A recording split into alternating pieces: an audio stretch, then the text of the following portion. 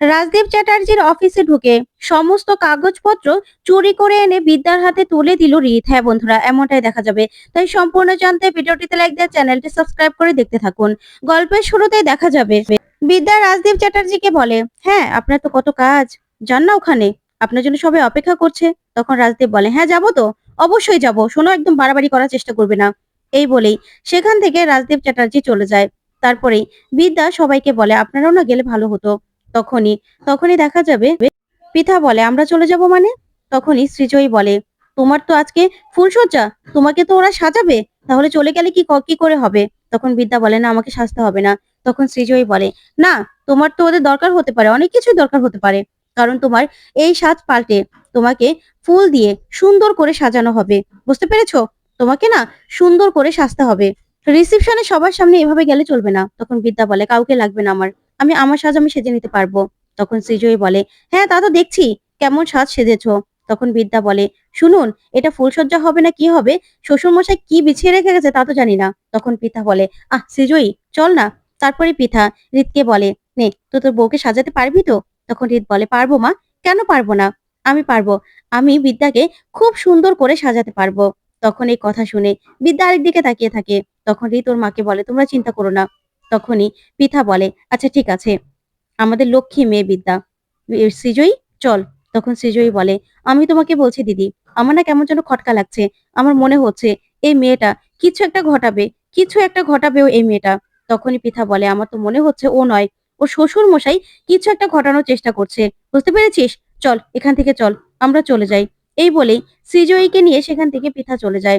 ওইদিকে বিদ্যা রিতকে বলে, দরজাটা লাগান, দরজাটা লাগান। তখন রিত দরজাটা লাগালেই বিদ্যা বলে, আচ্ছা এখান দিয়ে কোথাও নেমে যাওয়া যায় না? তখন রিত বলে, মানে? তখনই বিদ্যা বলে, এখান দিয়ে কখনো নেমে গেছেন আপনি? তখন রিত বলে, কি বলছেন আপনি, আমি দোতলা থেকে নিচে নেমে যাব, কি করে? তখন বিদ্যা বলে, সেই তো নিজেকে নায়ক মনে করেন, নায়ক হতে গেলে না সব জায়গা থেকে মারামারি সবকিছু শিখতে হবে, আপনি কি জানেন কিছু? তখন রিত বলে, দেখুন আমার তো এসব করার অভ্যাস ছিল না। তখন বিদ্যা বলে, অভ্যাস করতে হবে, শুনুন, এই বাড়ির সব চাবি কি আপনার কাছে আছে? তখন রিত বলে, আছে। তখন বিদ্যা বলে, আচ্ছা আপনার বাবা আলমারিতে কোনো কাগজপত্র রাখে? তখন রিত বলে, না, অফিস রুমে রাখে। তখন বিদ্যা বলে, তাহলে যান, যান অফিস রুম থেকে সব কাগজপত্রগুলো সব খুঁজে নিয়ে আসুন। তখন রিত বলে, আমি পারবো না, পারবো না আমি। তখন বিদ্যা বলে, ঠিক আছে, আপনি না পারলে আমিই যাব, আমাকেই তো যেতে হবে, তাই না? আপনি জানেন না কত বড় একটা ষড়যন্ত্র হতে যাচ্ছে সেইখানে, পুরো আতঙ্কবাদীরা পুরো কলেজ ঘেরাও করে রেখেছে। আমার মনে হচ্ছে কিছু একটা ঘটাবে আমার বাবা আর আপনার বাবা মিলে। ওই রাজদীপ চ্যাটার্জিকে কোনো বিশ্বাস নেই। তখন রিত বলে, আচ্ছা আজকে তো আমাদের ফুলসজ্জা, তাহলে সাজবে না? আমি তো তোমাকে সাজাবো। তখন বিদ্যা বলে, কি বলছেন আপনি, মাথা ঠিক আছে? শুনুন, একদম কাছে আসার চেষ্টা করবেন না। তখন রিত বলে, কি যে বলো না, কেন কাছে আসবো না? আর তাছাড়া তোমাকে তো সাজাবো বললাম। তখন বিদ্যা বলে, একদম না, আমার কাছে একদম আসবেন না। শুনুন, আপনাকে যেটা বললাম সেটা করুন, দয়া করে আমাকে কাগজপত্রগুলো এনে দিন, না হলে আমাকে দিন, আমিই যাব, আমি গিয়ে সবকিছু খুঁজে নিয়ে আসবো। তখন রিত বলে, বাবার এগুলো কাগজপত্রগুলো আমি নিয়ে আসবো? তখন বিদ্যা বলে, হ্যাঁ, আগে বাবা ছেলের সম্পর্ক না ভেবে এরকম ভাবুন যে স্টুডেন্টরা সামনের ভবিষ্যৎ উজ্জ্বল করবে। ওরা ওরা কিন্তু আমাদের ভবিষ্যতের, তাই ওদেরকে গড়ে দেওয়ার দায়িত্ব আমাদের। আপনি জানেন, ওই কলেজটাকে ভেঙে ফেলবে, সুযোগ বুঝে ভেঙে ফেলবে, আর মাত্র 20 ঘন্টা সময় আছে আমার হাতে, চাবিটা দিন আমার হাতে। তখনই তখনই রিত বলে, না চিন্তা করবেন না, আমি যাচ্ছি। তখন বিদ্যা বলে, আমাদের আমার কাছে আমার কাছে আমার গল্পের নায়ক হতে হলে আমি যেরকমটা পছন্দ করি, আপনাকে কিন্তু ঠিক ওরকমটাই হতে হবে। আর আপনি আমার জায়গায় এসে দাঁড়িয়ে দেখুন না, ওদের অবস্থানটা ওদের অবস্থানটা আর অবস্থানের জায়গায় নেই। একটুখানি এদিক ওদিক হলেই সবকিছু শেষ হয়ে যাবে, পুলিশও ওদেরকে কিছুতেই আটকাতে পারবে না। আপনি প্লিজ আমার কথাটা শুনুন, আপনি যান না, তাড়াতাড়ি যান, অফিস রুম থেকে ওই কাগজপত্রগুলো এনে দিন। তখনই বিদ্যার কথা শুনে হৃদ বুঝতে পারে সবটা। তখন বিদ্যাকে বলে, তুমি চিন্তা করো না, আমি সবকিছু নিয়ে আসবো, আমি যাচ্ছি। তখন বিদ্যা খুশি হয়ে যায়। তারপরেই হৃদ বলে, কিন্তু কেউ যদি এসে পড়ে তখন, দরজা খুলতে বলে। তখন বিদ্যা বলে, আমি দরজা খুলবো না। তখন হৃদ বলে, তাহলে কি বলবে? তখন বিদ্যা বলে, বলবো যে আমি শাড়ি পরছি, আপনি আমাকে শাড়ি পরিয়ে দিচ্ছেন। তখন হৃদ বলে, আচ্ছা এটা কি সম্ভব, তাহলে আমি পরিয়ে দিই না? তখনই বিদ্যা রেগে যায় আর বলে, যান না তাড়াতাড়ি, তারপরে রিত চলে গেলে বিদ্যা গান চালিয়ে দেয়। ওইদিকে সৃজয়ী আর পৃথা গান শুনতে থাকে, শব্দ শোনার চেষ্টা করতে থাকে। তারপরে সৃজয়ী বলে, কি যে হচ্ছে ভেতরে কে জানে। ওইদিকে ওইদিকে রিত লুকিয়ে লুকিয়ে অফিস রুমের ভিতরে চলে যায়। তারপরেই সেখানে গিয়ে সব কাগজপত্রগুলো দেখতে থাকে। আর এদিকে বিদ্যা খুব সুন্দর করে সাজতে থাকে। তারপরে বিদ্যাকে বড়বাবু ফোন করে। আর ফোন করে বলে, বিদ্যা ব্যানার্জি আপনি কোথায়? আপনি এখানে আসুন, আমি যা সামলাতে পারছি না। তখন বিদ্যা বলে, কেন? তখনই বড়বাবু বলে, দেখুন এখানে এখানে ওরা পুরো কলেজটাকে ঘিরে ফেলেছে। আমার মনে হচ্ছে কিছু একটা ঘটবে, আমি কিন্তু সামলাতে পারবো না। উপর মহল থেকে বারবার করে ফোন আসছে, আমাকে যে কোনো সময় এখান থেকে চলে যেতে হবে। ওরা যেকোনো একটা আতঙ্ক করে স্টুডেন্টকে বের করে দিয়ে তারপরেই পুলিশ দিয়ে পুরো কলেজটাকে ঘেরাও করে নেবে। তারপরে পুরো কলেজটাকে ধূলিসাৎ করে দেবে ভেঙে। আমার এই প্ল্যানটাই মনে হচ্ছে। তখন বিদ্যা বলে, চিন্তা করবেন না। আপনি শুধু দেখুন একজন স্টুডেন্টদের গায়েও যেন কোনো রকম আঁচড় না লাগে। বাকিটা আমি দেখে নিচ্ছি। আমি আসছি। অস্ত্র অস্ত্র আমার হাতে আসছে। আপনি চিন্তা করবেন না। ওরা না কিচ্ছু করতে পারবে না। কিচ্ছু না। আমি বিদ্যা থাকতে ওরা কোনোভাবেই এই কলেজ ভাঙতে পারবে না। ওদের সেই স্বপ্ন আমি কিছুতেই সফল হতে দেব না বড়বাবু। আপনি শুধুমাত্র আমাকে কথা দিন, আপনি শুধু ওখানে থাকবেন আর কোনো স্টুডেন্টদের গায়ে যেন একটাও আঁচড় না লাগে। তখন বড়বাবু বলে, কিন্তু বিদ্যা ব্যানার্জি আমি তো বুঝতে পারছি না আপনি ওখানে কি করছেন? তখন বিদ্যা বলে, আমি আসবো। আমি ঠিক সময়ে চলে আসবো। আপনি চিন্তা করবেন না। তখনই দেখা যাবে রিত ফোন করে। তারপর বিদ্যা ফোনটা রেখেই রিতের ফোন ধরে আর বলে, হ্যাঁ বলুন। তখন রিত বলে, বিদ্যা এখানে কাগজপত্রগুলো পেয়ে গেছি। তখন বিদ্যা বলে, পেয়েছেন তো?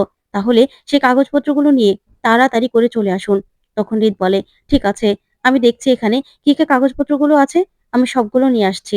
তখন বিদ্যা বলে, হ্যাঁ হ্যাঁ, এই কাগজপত্রগুলোই তো দরকার, আপনি তাড়াতাড়ি করে নিয়ে চলে আসুন। এই বলেই বিদ্যা ফোন রেখে দেয়। তখনই বিদ্যা বলে, এই কাগজপত্রগুলোই তো আমার দরকার। ওইদিকে রিত সঙ্গে সঙ্গে ফোন রেখেই ব্যাগের মধ্যে কাগজপত্রগুলো নিয়ে নেয়। ওইদিকে কাশ্যপ ব্যানার্জিকে ফোন করে শ্রাবণ আর বলে, ড্যাড আর কতক্ষণ অপেক্ষা করবো বলো তো? এখানে কাকাবাবুও তো অপেক্ষা করছে। আমরা তো আর অপেক্ষা করতে পারছি না। এদিকে বিদ্যা সবাইকে অ্যালার্ট করছে। সবাইকে সবাইকে সাবধান থাকতে বলছে। তখন কেশব ব্যানার্জি বলে, কি বলছো তুমি?